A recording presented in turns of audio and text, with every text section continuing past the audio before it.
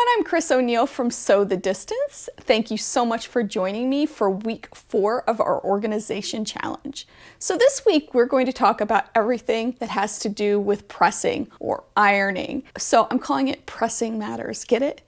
Pressing matters, things to do with pressing? A mom joke, not a dad joke, a mom joke, right? Okay, so we're gonna first talk about irons and ironing boards. And to be honest, I've gone through a lot of irons in my sewing career. And I've landed on this one, and I'm not even sure how to pronounce it, but this has been my favorite iron by far.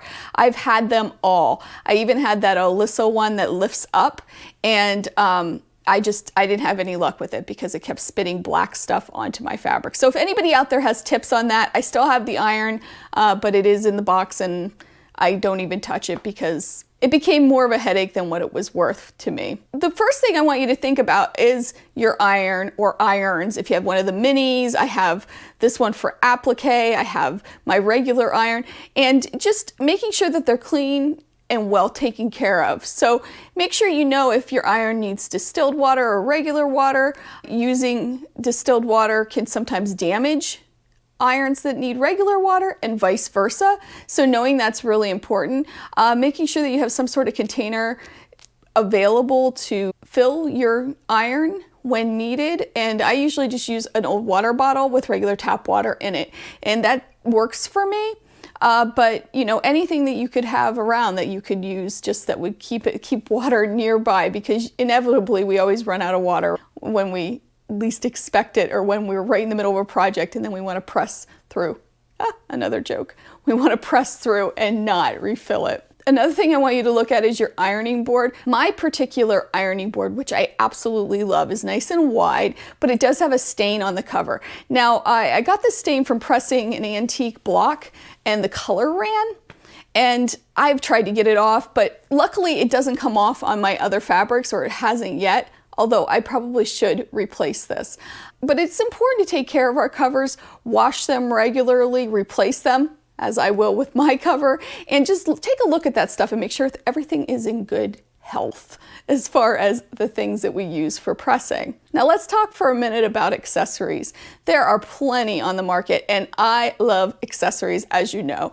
And some of my favorites are these. These are great because they're gauges that I can press right onto when I'm trying to measure, like say, a seam that I'm folding up for maybe a tote bag or something, and it gives me a consistent seam. I also have a clapper, which I demoed in my vlog on Friday, and this is a really great tool too for pressing. You can make sure those seams are nice and flat, and for whatever reason it works, and it's a really great tool. Lastly, I want to talk a minute about the wool pressing mats that are very popular right now.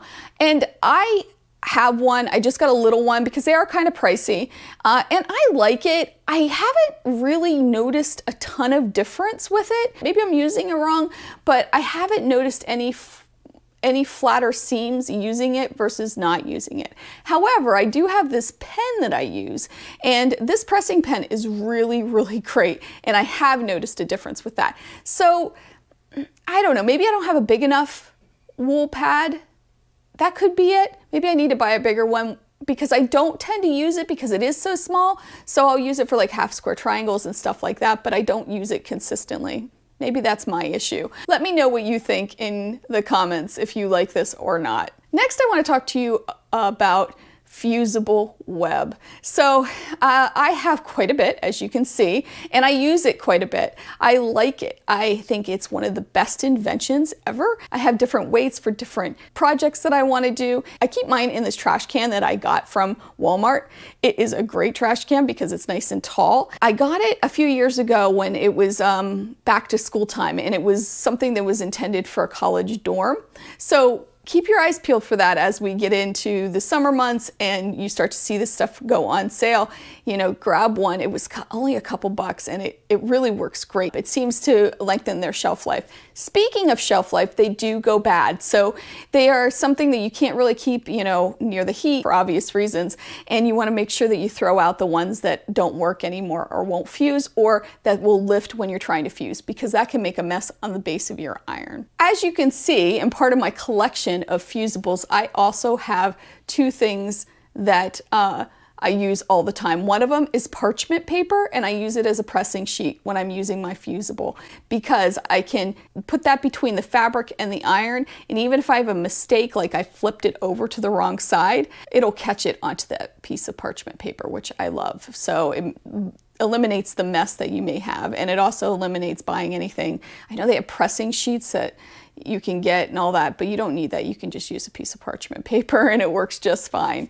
The other thing I have in here is freezer paper, and I use that when I am cutting maybe an intricate pattern that I want to cut into fabric. So say I'm doing an applique, I will trace that applique piece onto my freezer paper, and then I'll iron that on with the wax side down onto the fabric, and then cut that out and then peel off that freezer paper. It doesn't leave a residue, and it's just a really good tip if you want to get those intricate cuts that you sometimes can't get by tracing and putting it onto a template and then putting that on, tracing it onto fabric and all of that. So that was a tip I learned a few years ago, and it really works great. So let's just talk about your homework for this week. The first thing is to make sure that you have a good pressing space and that it's well equipped with everything that you need for your pressing matters. The next thing is to make sure that your ironing pad is clean, your irons are clean, all of the maintenance that's required. Know if you need distilled water or regular water in your iron, and just make sure that you have all that together so it's easily accessible when you want to use it. Next, you may want to consider buying some new sprays or any of that stuff that helps you with pressing, especially if your sprays are old.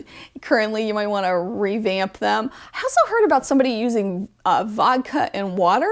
If anybody out there uses vodka and water to spray their fabrics, let me know. I'd love to hear about that because that sounds really cool. Next, stock up on some parchment paper just for pressing purposes, so you don't gum up your iron or anything like that. You may want to even just use an old pressing cloth or something just to make sure that when you're using any fusibles or anything that might stick to your iron, that you have it on hand. Next, organize that fusible interfacing. I have a ton of it, and keeping it this way really helps keep it healthy so it doesn't get crinkled or creased or anything like that.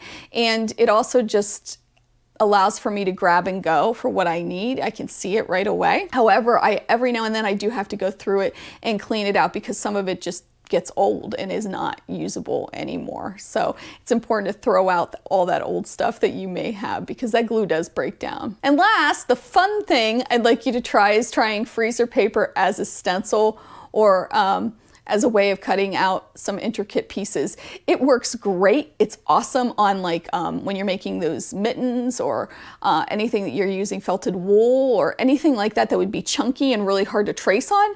It works wonderfully. So just a few tips for you too, and I hope you have a great week, and I'll see you next week for our week 5 challenge. Now next week is a bonus week because we have 5 weeks in this month. So we'll be reviewing everything we've gone through thus far, and it'll be a good time to catch up.